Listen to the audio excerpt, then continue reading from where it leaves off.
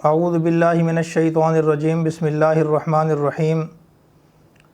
میرے محترم سامعین، آج میں آپ کے سامنے استاد کی اہمیت کے بارے میں چند اصولی باتیں عرض کرنا چاہتا ہوں۔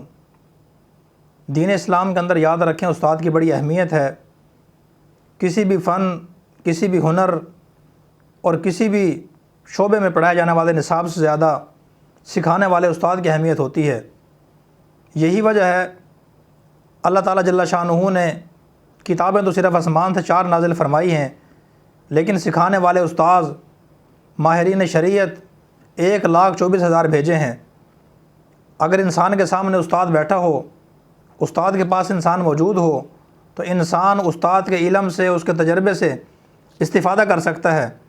اگر استاد نہ ہو، صرف کتاب انسان کے پاس موجود ہو، تو پھر انسان اس کتاب سے کما حق کو استفادہ نہیں کر سکتا۔ چنانچہ آج آپ دیکھ لیں، ہم اپنے بچوں کو میڈیکل کی تعلیم دلانے کے لیے میڈیکل کالج میں استاد کے پاس بھیجتے ہیں، قانون کی تعلیم دلانے کے لیے اپنے بچوں کو لا کالج میں بھیجتے ہیں، انجینئرنگ کی تعلیم دلانے کے لیے اپنے بچوں کو انجینئرنگ کالج میں بھیجتے ہیں۔ اسی طرح دنیاوی علوم و فنون اور عصری تعلیم دلانے کے لیے اپنے بچوں کو اسکول و کالج میں اور یونیورسٹیوں میں بھیجتے ہیں، استاذ کے پاس بھیجتے ہیں۔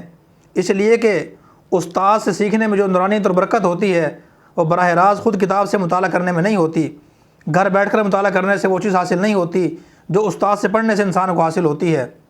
لیکن ہمارے بعض مسلمان بھائی ایسے بھی ہیں، جب دین سیکھنے کا موقع آتا ہے تو وہ یہ فرماتے ہیں، اور بعض اوقات شیطان انسان کو یہ ورق لاتا ہے کہ جب سارا دین کتابوں کے اندر موجود ہے تو پھر کیا ضرورت ہے کسی عالم کے پاس جانے کی، کسی مدرسے میں داخلہ لینے کی، کسی ماہر مفتی سے رہنمائی لینے کی، کسی ماہر دیندار سے مشورہ کرنے کی کیا ضرورت ہے؟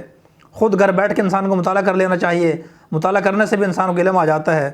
تو ایسے دوستوں سے میں سوال کرتا ہوں میرے بھائیوں، کہ جن دوستوں نے یہ بات کہی ہے، ان سے میرا سوال ہے کہ اس طرح تو پھر طب کا سارا علم کتابوں کے اندر موجود ہے، قانون کا سارا علم کتابوں کے اندر موجود ہے، انجینئرنگ کا علم کتابوں کے اندر موجود ہے، سائنس کا علم اور معیشت کا علم، تجارت کا علم، سیاست کا علم اور دنیاوی علوم و فنون، عصری تعلیم، سب کچھ کتابوں کے اندر موجود ہے۔ پھر وہ تعلیم حاصل کرنے کے لیے، ان دیگر علوم و فنون کو سیکھنے کے لیے ہم استاد کے پاس کیوں جاتے ہیں؟ در حقیقت میرے دوستوں اور بھائیوں، یہ وہ لوگ ہیں جو عوام کا تعلق مفتیان کرام سے ختم کرنا چاہتے ہیں، مسلمانوں کا تعلق علماء کرام سے اور مفتیان کرام سے ختم کرنا چاہتے ہیں۔ ان لوگوں کی باتوں میں آنے کی بجائے انسان کو دیگر علوم و فنون کی طرح دین بھی انسان کو استاد سے سیکھنا چاہیے۔ میں آپ سے سوال کرتا ہوں، آپ سب سمجھدار ہیں، کیا آپ نے کوئی ایسا ڈاکٹر دیکھا ہے آج تک جس نے گھر بیٹھ کر میڈیکل کالج کے نصاب کا مطالعہ کیا ہو اور MBBS اس کا مکمل ہو گیا ہو، اور اسی مطالعے کی بنیاد پر اس کو نوکری بھی مل گئی ہو، اس کو معاشرے کے اندر آ کر کلینک کھول کر عام پریکٹس کی اجازت بھی دے دی گئی ہو؟ کوئی بھی ایک ایسی مثال نہیں ہے۔ کیا آپ نے کوئی ایسا وکیل دیکھا ہے، کوئی ایسا آدمی دیکھا ہے جس نے گھر بیٹھ کر لا کالج کے نصاب کا مطالعہ کیا ہو اور 3 سال کے بعد وکیل بن گیا ہو، 4 سال کے بعد اس کو جج لگا دیا گیا ہو، فیصلہ کرنے کا اختیار دے دیا گیا ہو؟ کوئی ایک بھی مثال نہیں ہے۔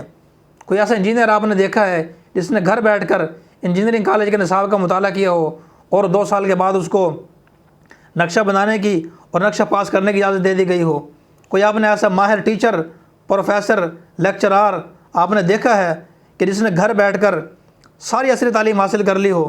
گھر بیٹھ کے اس نے میٹرک کے نصاب کا، FA کے نصاب کا اور BA کے نصاب کا، MA کے نصاب کا، MPhil اور PhD کا اس نے مطالعہ گھر بیٹھ کے کر لیا ہو، اس کو ماسٹر تسلیم کر لیا گیا ہو، اس کو سرکاری نوکری دے دی گئی ہو، پڑھانے کی اجازت دے دی گئی ہو؟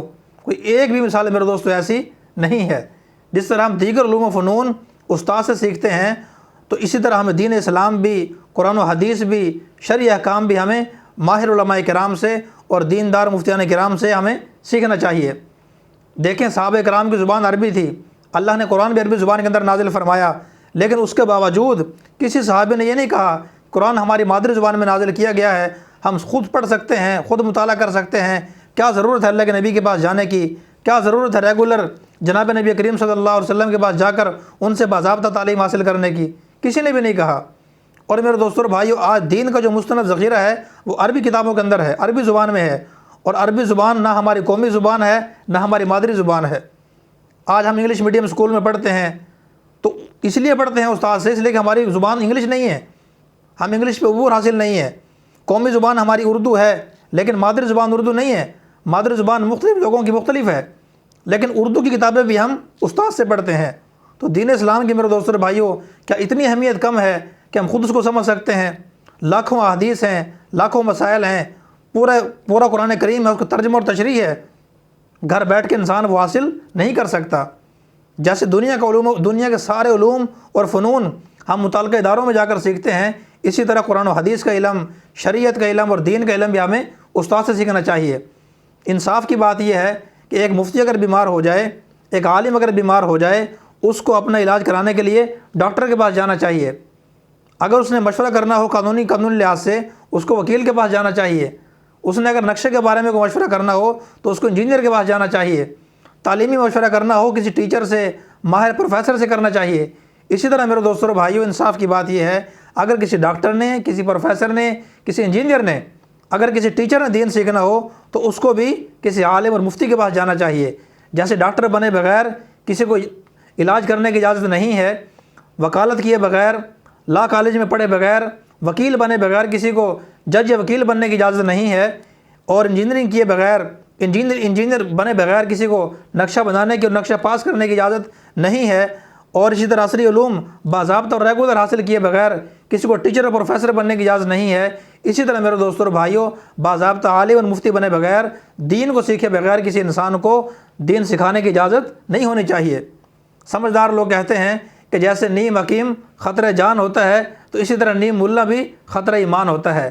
اللہ پاک سے دعا ہے اللہ پاک مجھے بھی، آپ سب حضرات کو بھی باضابطہ دین سیکھنے کی، اپنے بچوں کو دین سکھانے کی توفیق عطا فرمائے۔ وآخر دعوانا الحمدللہ رب العالمین۔